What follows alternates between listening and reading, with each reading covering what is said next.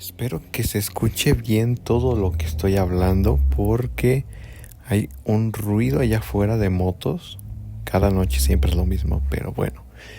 Ok. Después de estar todo el día en el trabajo, después llegar aquí en la noche y tener otras cosas que hacer, pues se me hace muy complicado escribir algo. Entonces siento que voy a empezar a grabar audios. No me importa si estén escuchando esto uno, dos o millones de personas, así que voy a empezar a hablar improvisado sin algún tipo de guión. Ok, lo primero, hace un rato acabo de ver el primer capítulo de la nueva serie biográfica de Chespirito. Fue sin querer queriendo que si eres de México la puedes ver por Max, supongo que en el resto de Latinoamérica también, pero bueno. Para quien viva en otro planeta, Chespirito, uno de los comediantes más importantes de México y Latinoamérica. Esto es gracias a sus programas de televisión, que fue en esta época dorada de Televisa. Entre ellos, pues destaca su mayor obra, que es El Chavo del Ocho. Ok, como cualquier otro artista internacional y mexicano nacional, pues ya era el momento de que a Chespirito le tocara contar su historia. Esta historia es contada a través de su familia, bueno, nada más específicamente de sus hijos, Fernando Gómez Fernández y no me acuerdo de la hija, pero bueno, ellos escriben y producen esta serie basada en una autobiografía de su padre, Chespirito. Y esto es importante saber porque muchas veces, o casi siempre, la persona que está detrás de cada producción no siempre es objetivo con lo que sucede con el artista, ¿no? Siempre está este conflicto entre el mito del artista contra la persona real. Un ejemplo un ejemplo de ello pues es Rocketman.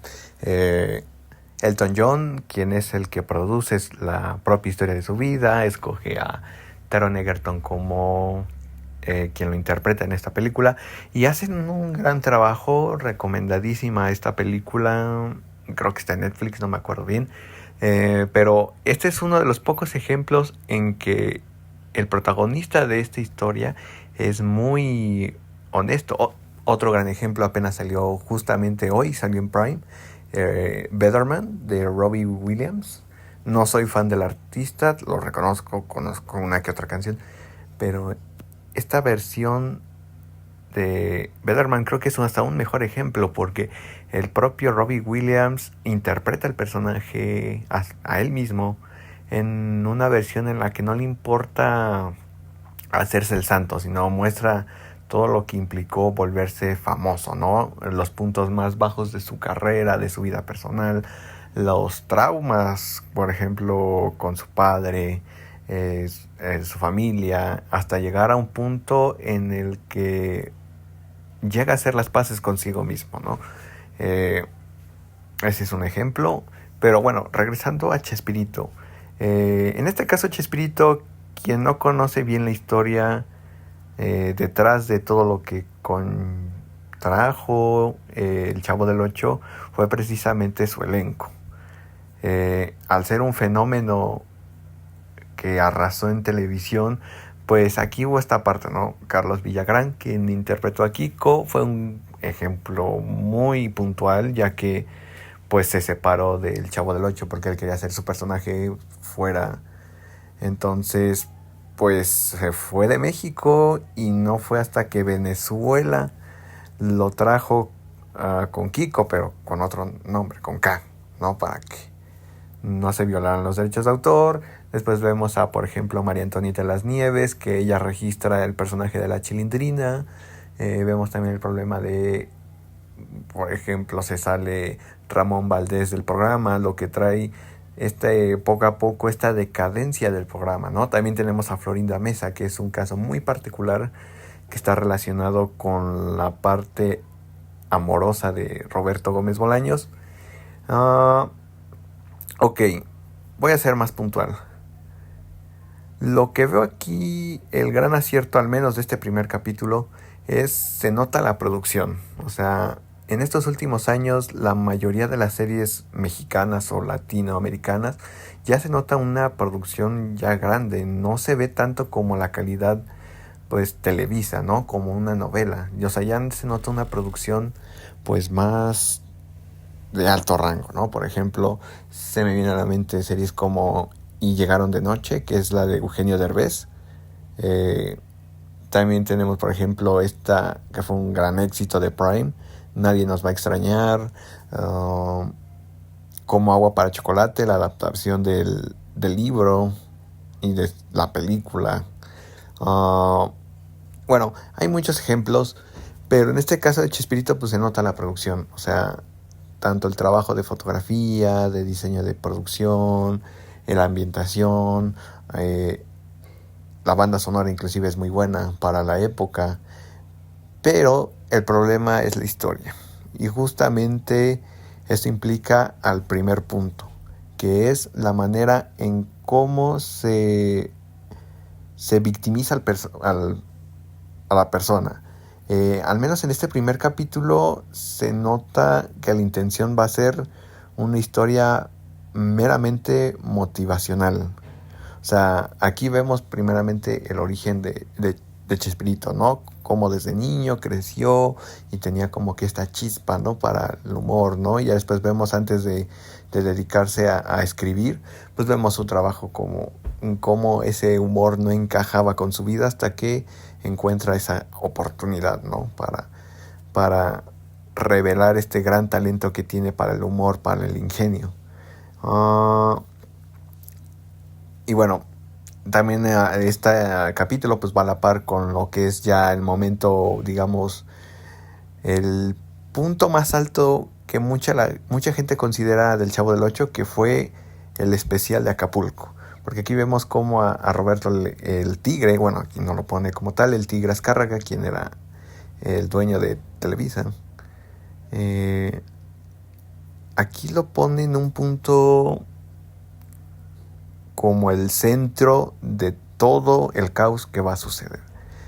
Eh, Dentro de la trama del Chavo del Ocho, el especial de Acapulco, muchos creen que ese especial debía haber sido el final de la serie, porque después de ahí empezaron los problemas, ¿no? Como dije, primero fue la salida de Kiko del programa y pues ya de ahí empezaron más problemas, pues del resto del elenco, problemas ya de, por ejemplo, el humor que se manejaba, ¿no? Ya eran, si tú quieres ver la serie completa, te vas a dar cuenta que ya los últimos capítulos empiezan a hacer historias recicladas y recicladas, ¿no? Y también pues se nota ya la edad de los actores, ¿no? Principalmente de Roberto, quien pues eso fue uno de los motivos del cual hizo que se cancelara El Chavo del Ocho, ¿no? Por el hecho de que Roberto ya no podía hacer estas acrobacias o al menos notar que es un niño a su edad. Uh, el, bueno, ese es el problema que tengo con Chespirito.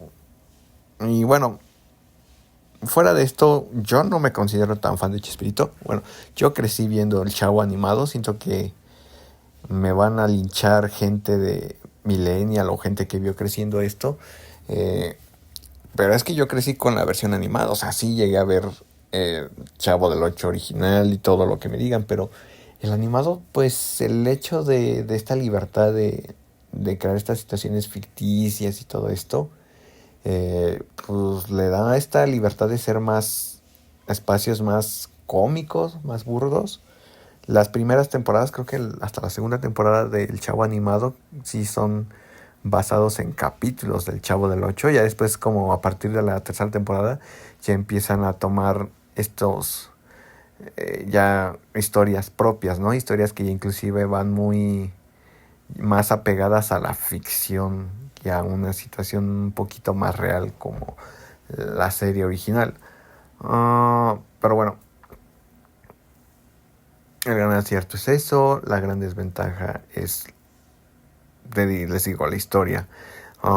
Esta historia, mi expectativa, yo siento que la voy a seguir esta serie solo por el puro morbo. O sea, al menos este primer capítulo se ve que, que los hijos de Chespirito tienen esta intención. La primera intención es con Florinda Mesa. Este primer capítulo también se dedicó a desarrollar esta relación que tiene Roberto con su primera esposa, que es la madre de los hijos de Chespirito, quienes producen esta serie. Y se nota cómo parten desde la química de ellos, ¿no? Y bueno, aquí Florinda Mesa todavía no toma una participación tan activa. Vamos a ver más adelante qué pasa con él. Pero de Carlos Villagrán, aquí ya se nota un guiño de lo que va a suceder, ¿no? Aquí se nota que lo van a tachar del villano, supongo, de esta serie, por estas diferencias que tuvieron, de esta pelea.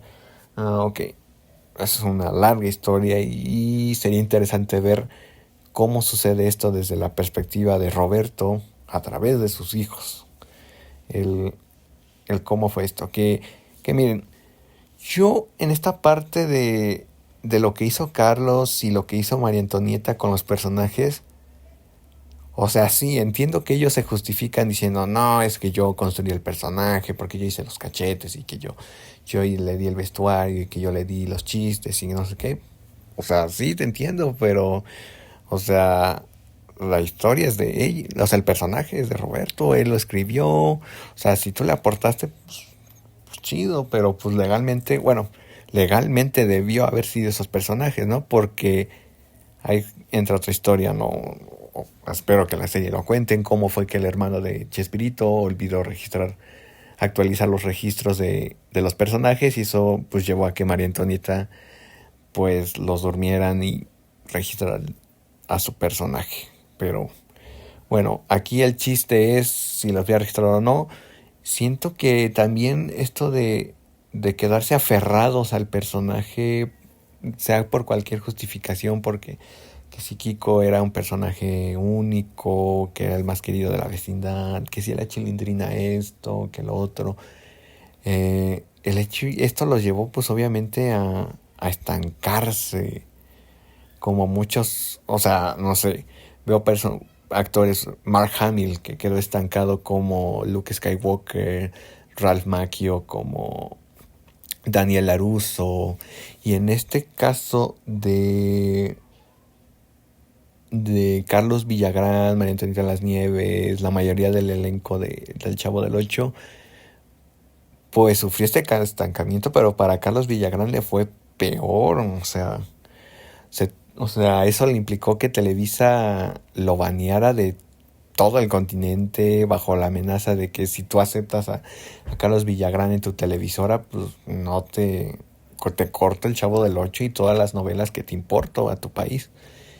Y hasta que llegó a Venezuela, por azares del destino, en una serie que creo que si buscas en YouTube te van a salir fragmentos de esa serie, en cómo esos chistes, o bueno, son estas situaciones cómicas que salen en El Chavo del Ocho, pero pierden esa gracia, ¿no? O sea, ahí se nota bien que sí, o sea, tú hiciste los cachetes, tú hiciste esto y el chiste de la pelota, no sé, cualquier manera que te quieras justificar, pero ahí se nota que Chespirito era el que escribía. O sea, no soy, como dije, no soy fan del Chavo del Ocho, pero pues se nota el que tenía la magia de escribir, pues era Roberto Gómez Bolaños. No por nada era de los productores o los directores más poderosos de Televisa en aquella época, una leyenda que recibió 1001 homenajes por todo el mundo. Y bueno, también implica, ahorita que me estoy acordando, también implica esta historia de este lado oscuro que tenía sus visitas del elenco a países, ¿no? Por ejemplo, el caso de Pinochet o de otras dictaduras militares que hubieron en Latinoamérica en aquella época.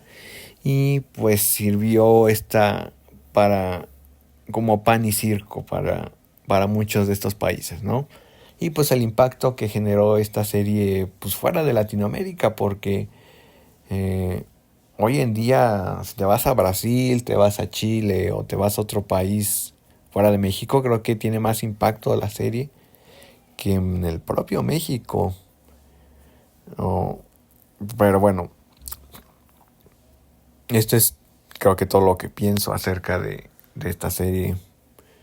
Oh, voy a tratar de mejorar en lo que hablo. Sé que hay tantas muletillas que tengo que corregir. Hay demasiadas pausas que también debo de cortar más. Pero bueno, mi intención de este podcast es hablar de lo que estoy viendo en una opinión acá súper subjetiva. O sea, lo veo, reacciono y es la opinión que voy a decir así.